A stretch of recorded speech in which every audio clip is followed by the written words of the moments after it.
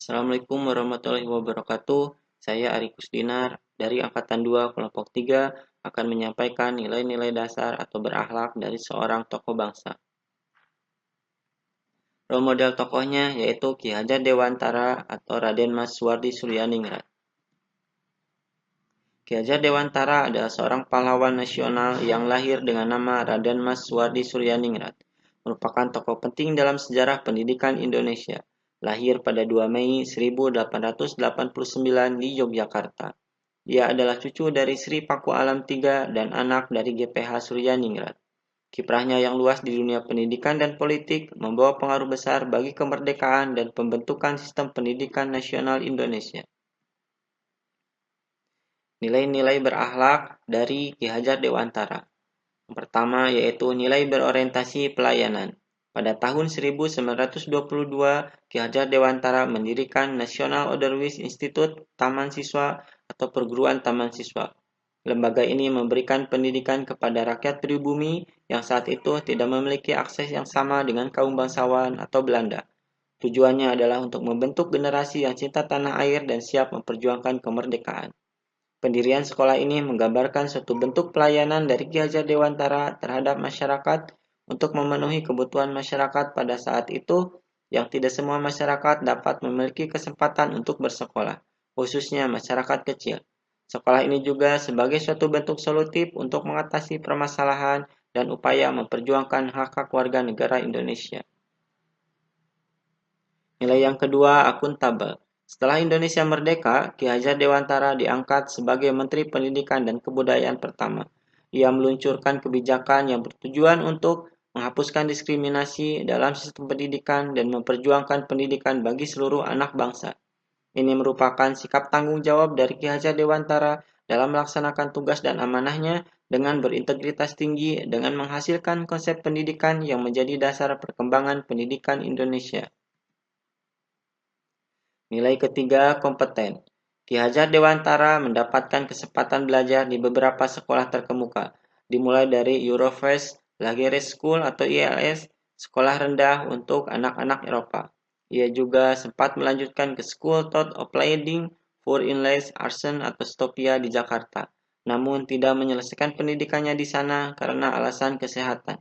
Tetapi Ki Hajar Dewantara tidak patah semangat dalam meningkatkan kompetensinya dengan belajar di Belanda terkait keilmuan keguruan yang kemudian pengalaman belajarnya tersebut menjadikan Ki Hajar Dewantara memahami banyak hal terkait pendidikan dan melahirkan berbagai konsep pendidikan. Nilai berikutnya harmonis. Prinsip pendidikan di taman siswa yaitu membuka peluang belajar yang setara tanpa memandang latar belakang sosial, suku, atau agama. Sekolah ini juga menanamkan rasa nasionalisme dan semangat kemerdekaan di kalangan siswanya.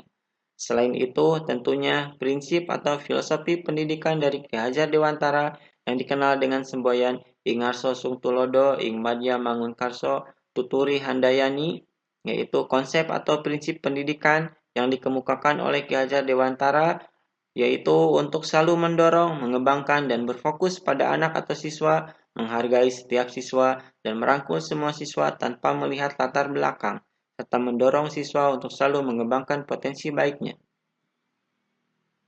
Nilai yang kelima, loyal. Ki Hajar Dewantara dikenal sebagai jurnalis. Ia menulis di berbagai surat kabar seperti Sedio Otomo, The Express, dan Utusan Hindia, di mana tulisannya berisi kritik tajam terhadap pemerintahan kolonial Belanda.